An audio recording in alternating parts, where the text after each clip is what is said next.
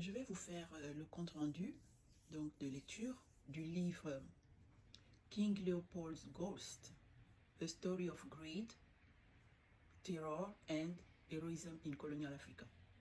Donc, le fantôme du roi Léopold, une histoire de cupidité, on dira même avidité, de terreur et d'héroïsme dans l'Afrique coloniale. C'est un livre poignant, très bien documenté. Un livre d'Adam Hochschild, très bien documenté. Il y a plein de témoignages, je vais vous en lire certains. Et c'est tellement complexe que je vais essayer d'être concise dans mon compte-rendu. Et pour cela, je l'ai divisé en 3 parties. En première partie, on va déjà voir à partir de quel moment Léopold II a mis son grappin sur le Congo et quelles étaient ses intentions. En deuxième partie, on va voir effectivement de quelle manière il exerçait sa violence envers le peuple congolais. Et en dernière partie, à quel moment ce cauchemar a pris fin, ou plutôt dans quelles circonstances, et quelles en ont été les conséquences.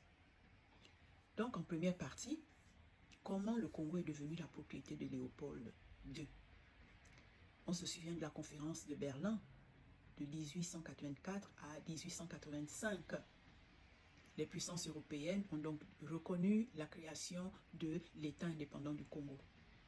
C'est donc à ce moment-là que Léopold II a décidé que le Congo deviendrait sa propriété en 1985.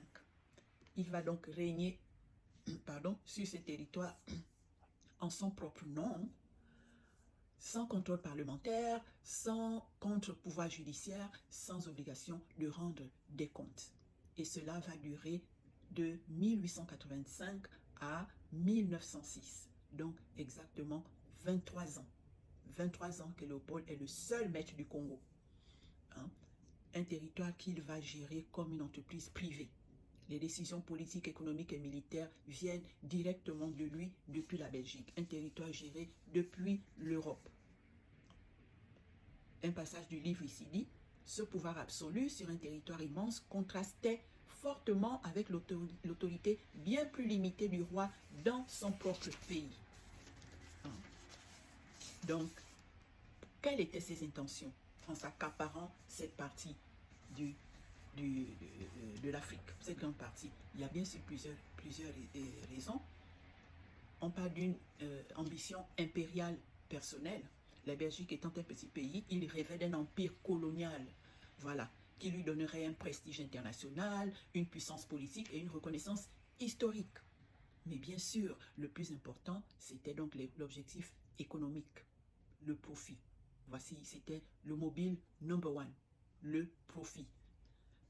Cette région très riche, très grand, un immense territoire qui devient très vite une machine d'extraction pour Léopold II.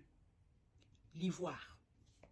D'abord l'ivoire et à partir de 1890, le caoutchouc, très lucratif. Le Congo est conçu comme un réservoir de matières premières, une source de revenus personnels pour lui, pour Léopold II.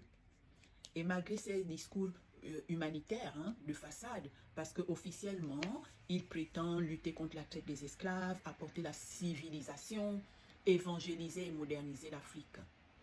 Voici les discours qu'il prône partout sur les tribunes mondiales. Malheureusement, les réalités sont autres.